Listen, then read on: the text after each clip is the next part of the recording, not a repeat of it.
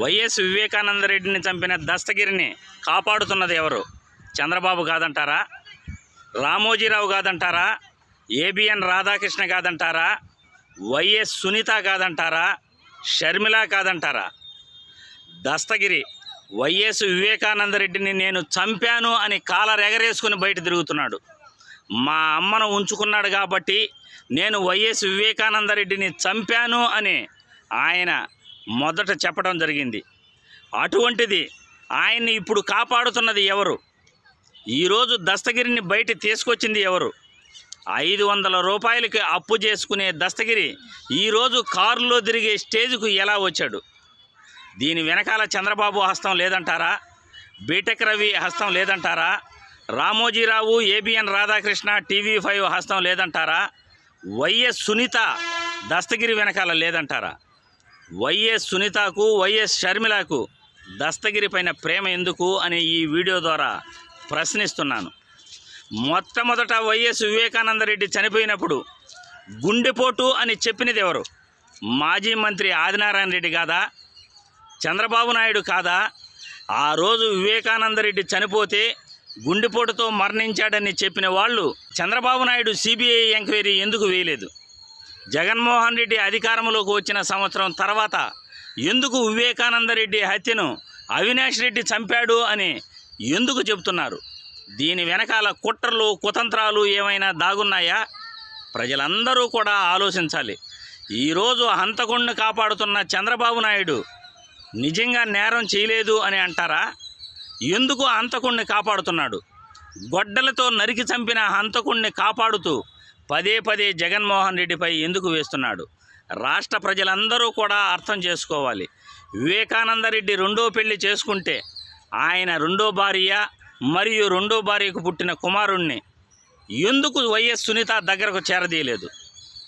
YS Vivekananda Reddy ఆస్తులు రెండో భార్యకు వెళ్తాయేమోనని వైఎస్ వివేకానందరెడ్డి కూతురు సునీత ఎందుకు చంపి ఉండకూడదు?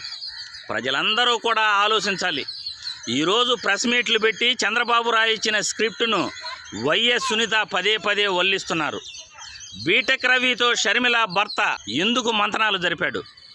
బీటెక్ రవితో షర్మిల భర్త అనిల్ ఎందుకు మంతనాలు ఎయిర్పోర్ట్లో జరపాల్సి వచ్చింది? ప్రజలందరికీ కూడా తెలియాలి. వైఎస్ వివేకానందరెడ్డికి, వైఎస్ రాజశేఖర రెడ్డికి శత్రువైన చంద్రబాబు ఈరోజు షర్మిలకు, వైఎస్ సునీతకు ఎలా దగ్గర బంధువు అయ్యాడు? ఎలా వాళ్ళకి ఆప్తుడయ్యాడు? తన తండ్రిని చంపిన హంతకుణ్ణి ఎందుకు వైఎస్ సునీత, వైఎస్ షర్మిల ఎందుకు చేరదీస్తున్నారు? ఎందుకు వాళ్ళపై ప్రేమ చూపిస్తున్నారు? ప్రజలందరికీ కూడా చెప్పాలి.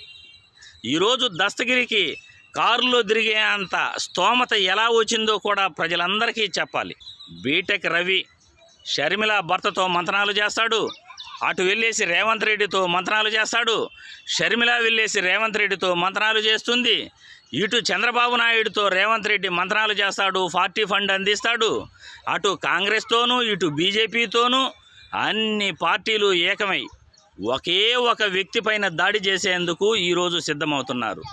ఆ ఒకే ఒక వ్యక్తి జగనన్న అంటే వీళ్ళందరికీ కూడా అంత భయం ఎందుకు అని ఈ వీడియో ద్వారా నేను ప్రశ్నిస్తున్నాను. నరకాసురుడు, రావణాసురుడు, దుర్యోధనుడు ముగ్గురు కలిపితే చంద్రబాబు నాయుడు అని ప్రజలందరూ కూడా అంటుంటారు. చంద్రబాబు నాయుడు ఏ రోజు ప్రజలకు మంచి చేయలేదు.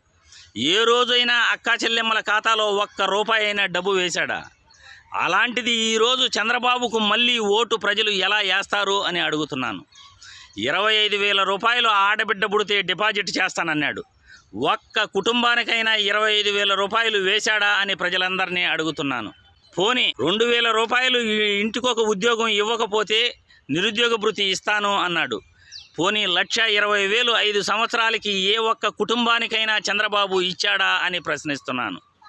రైతు రుణమాఫీ, గోల్డ్ లోన్ రుణమాఫీ వల్ల ఎంతమంది రైతులు అన్యాయ పాలయ్యారో, ఎంతమంది రైతులు కన్నీళ్లు పెట్టుకున్నారో ప్రజలందరికీ కూడా తెలుసు. ఈరోజు వాళ్ళందరూ మళ్ళీ చంద్రబాబుకు ఓటేస్తే ఆయన ఇచ్చిన 650 హామీలు గత ప్రభుత్వంలో నెరవేర్చలేదు, మళ్ళీ ఇప్పుడు నెరవేరుస్తాడు అని మీ అందరికీ నమ్మకం ఉందా? ప్రజలందరూ కూడా ఆలోచించాలి. నేరాలు ఘోరాలు వాళ్ళు చేస్తారు, జగన్మోహన్ రెడ్డిపై నెట్టేస్తారు. గత ప్రభుత్వంలో గుండెపోటుతో మరణించిన వైఎస్ వివేకానంద రెడ్డి ఇప్పుడు ఎట్లా హత్య చేశాడు అని వీళ్ళు మాట్లాడుతున్నారు. ప్రజలందరూ అర్థం చేసుకోవాలి.